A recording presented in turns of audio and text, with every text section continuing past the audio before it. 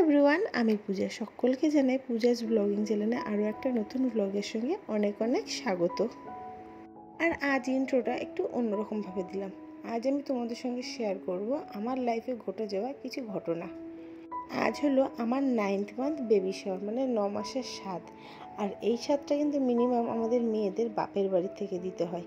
আর আমার কিন্তু সবাই থাকতেও সবাই নেই, তাই আজ বাধ্য হয়ে হাজব্যান্ড নিজেই অ্যারেঞ্জমেন্ট করে আমার ছোট্ট করে 9 মাসের স্বাদটা দিল। আর সেটাই আজ আমি তোমাদের সঙ্গে শেয়ার করলাম। একটা সময় বাড়ির সকলের অমতে গিয়ে ভালোবেসে বিয়ে করেছিলাম। আর তারই জন্য বলতে পারো এই সময়গুলোতে হয়তো আমি কখনোই কাউকে পাশে পাই না।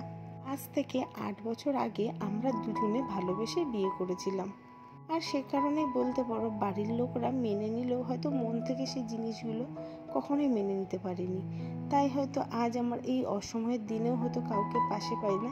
কিন্তু আমি একটা জিনিস সবসময় রিয়েলাইজ করি যে আমি যাকে ভালোবেসে বিয়ে করেছি সে মানুষটাকে কখনো ভুলভাবে চুজ করিনি। কারণ আমার এই ছোট ছোট জিনিসগুলো যখন সে পালন করে দায়িত্ব কর্তব্য হিসেবে, তখন কিন্তু বেশ ভালো লাগে। আর আজ ছিল সেই 9 মাসের স্বাদ। খুব তাড়াতাড়ি কিন্তু আমার ডেলিভারির ডেটও দিয়ে দেবে ডাক্তার। আর এটা আমার সেকেন্ড প্রেগনেন্সি। প্রথমবারও কিন্তু আমার সাথে সেম এই জিনিসগুলো ঘটেছে, আর এবারও তাই জিনিসগুলো একবার ঘটে যাওয়ার পর দ্বিতীয়বার যখন আবারও আমার সাথে সেই জিনিসগুলো ঘটছে, তাই হয়তো আজ আমার আর অতটা খারাপ লাগে না। আর আজ সকাল থেকেই শরীরটা বেশ খারাপ, সেজন্য পুরো ব্লগটা তোমাদের সঙ্গে শেয়ার করতে পারিনি। যতটুকু পেরেছি তোমাদের সঙ্গে শেয়ার করার চেষ্টা করেছি।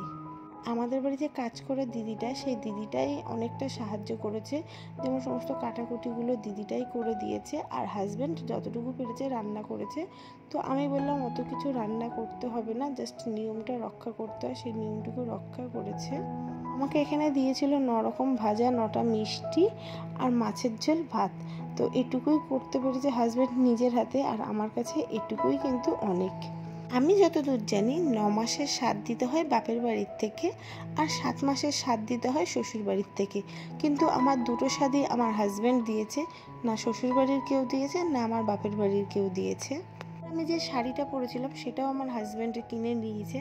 তো শাড়ি পরে খেতে বসতে খুব অসুবিধা হচ্ছিল, সেজন্য শাড়িটা চেঞ্জ করে আমি আবার হাউস কোটটা পরে তারপর খেতে বসেছি। আর একটা মেয়ের কাছে কিন্তু সবার প্রথম তার বাবা মা, তারপরেই কিন্তু তাদের স্বামী। কিন্তু না, আমার কাছে সেম উল্টোটা। আমার কাছে আগে আমার স্বামী, তারপর কিন্তু আমার বাবা মা। কারণ আমাকে খুশি রাখতে, আমাকে ভালো রাখতে আমার হাজব্যান্ড আমার ছোট ছোট জিনিসগুলোকে কিন্তু খুব ভালোভাবে নোটিস করে আর রাখার চেষ্টা করে। কিন্তু আমার মা বাবা যেটা আমার জন্য কখনোই করে না। তাই আমার কাছে আগে আমার হাজব্যান্ড, তারপরেই কিন্তু আমার মা বাবা। একটা মেয়ের কাছে এই সময় কিন্তু তার মায়ের গুরুত্বটা বেশি বোঝা যায়। আর আমার দেখো মা বোন সব কিছু থাকতেও কিন্তু নেই। তোমাদেরকে কিন্তু আমি দেখিয়েছিলাম আমার 7 মান্থ বেবি শাওয়ারে, যেখানে আমার মা বোন সবাই এসেছিল। কিন্তু আজ আমার 9 মাসের স্বাদে কাউকেই তোমরা দেখতে পাবে না। আমি ওদেরকে ডেকেছিলাম আসার জন্য, কিন্তু কেউই আসেনি। তারা সবাই সবার লাইফস্টাইল নিয়ে ব্যস্ত রয়েছে। কারোরই সময় হয়ে উঠছে না যে আমাকে 9 মাসের স্বাদ দেবে। আর তার মধ্যে ডাক্তার ডেলিভারির ডেট দিয়ে দিয়েছে খুব তাড়াতাড়ি, আমি সেটাও তোমাদের সঙ্গে শেয়ার করব। সেজন্য আজ বাধ্য হয়ে হাজব্যান্ড নিজেই আমার 9 মাসের স্বাদ দিল। আজ আমার জীবনের এই ছোট্ট একটা ঘটনা তোমাদের সঙ্গে শেয়ার করতে বাধ্য হলাম, কারণ তোমরা হয়তো বুঝতে পারবে না যে আমার 7 মাসের স্বাদও এখানে কেন হলো, 9 মাসের স্বাদও কেন এখানে হলো। সেজন্য পুরো ডিটেলসটা আজ তোমাদের সঙ্গে শেয়ার করলাম। কেমন লাগলো কমেন্টে কিন্তু অবশ্যই জানিও। তো এইটুকুই আজকে ভিডিও ক্লিপে নিতে পেরেছি, সেটুকুই তোমাদের সঙ্গে শেয়ার করলাম। আবার দেখা হবে নেক্সট কোনো ব্লগে। আর খুব তাড়াতাড়ি কিন্তু আমার ডেলিভারির ডেট দিয়ে দেবে, সেটাও আমি তোমাদের সঙ্গে শেয়ার করব।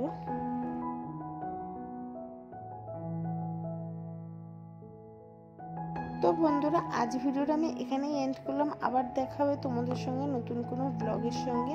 আর চ্যানেলে তোমরা ফার্স্ট টাইম হয়ে থাকলে অবশ্যই চ্যানেলটা কিন্তু সাবস্ক্রাইব করে দিয়ে যেও। ভিডিওটা ভালো লাগলে লাইক কমেন্ট শেয়ার করতে ভুলো না। দেখা হবে আরও একটা নতুন ব্লগে।